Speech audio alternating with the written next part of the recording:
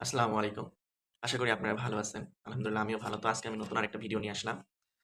তো আজকে আমি যে বিষয়ে আলোচনা করব সেটা হচ্ছে পার্টস অফ স্যালাইন সেট বা ইনফিউশন সেট বা আইভি সেট আমরা যে যেটাই বলি।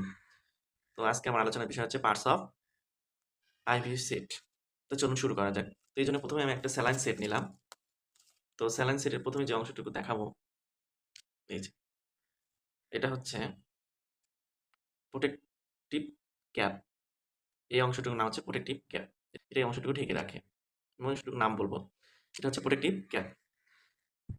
প্রোটেক্টিভ ক্যাপ যে অংশটুকু প্রোটেক্ট করে সেটা হচ্ছে স্পাইক। মানে এই অংশটুকুর নাম হচ্ছে স্পাইক। এই অংশটুকুর নাম হচ্ছে স্পাইক। তারপরের যে অংশটুকু এই যে এটাকে বলা হয় ড্রিপ চেম্বার বা শুধু চেম্বারও বলা যেতে পারে, সমস্যা নাই। ড্রিপ চেম্বার বা চেম্বার। তো এই চেম্বারের নিচে একটা অংশ আছে দাগ কাটা। এখানে কোনো কোম্পানির ইনফিউশন সেটে একটা ছোট্ট ফিল্টার থাকে। এটাতে ফিল্টার নাই, কিন্তু কোনো ইনফিউশন সেটের দেখবেন যে কিছু নিচে একটা সাদা অংশ থাকে জালের। তখন আমরা সেটাকে বলবো হচ্ছে ফিল্টার। ফিল্টারের পরে যে অংশটুকু এই যে তারের মতো যে অংশটুকু এটাকে বলবো টিউব বা টিউবিং।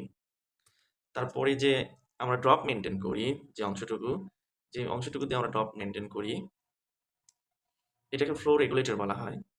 এটাকে বলা হয় ফ্লো রেগুলেটর বা রোলার ক্ল্যাম্প। ফ্লো রেগুলেটর বা রোলার ক্ল্যাম্প যে যেটাই বলি। তারপরে যে রাবারের অংশটুকু এই যে এই রাবারের অংশটুকুকে বলা হয় ইনজেকশন সাইট বা rubber bulb connector. Injection site বা রাবার বাল্ব কানেক্টর। তারপরে যে অংশটুকু এই যে এটাকে লোয়ার লগ বা লোয়ার কানেক্টর বলা হয়। এটাকে বলা হয় লোয়ার লগ বা লোয়ার কানেক্টর। এই যেটা এটা হচ্ছে লোয়ার লগ বা লোয়ার কানেক্টর। আর এটা needle with cap, protective cap বলা যায়, নিডল উইথ প্রোটেক্টিভ ক্যাপ। ধন্যবাদ সকলকে, পাশে থাকবেন। আমি আশা করি আপনারা আমার সাপোর্ট করবেন। আর আপনাদের মেডিকেল টার্মিং কোন টপিকটা নিয়ে ভিডিও করলে ভালো হয় কমেন্টে জানাবেন। ধন্যবাদ সকলকে। আসসালামু আলাইকুম।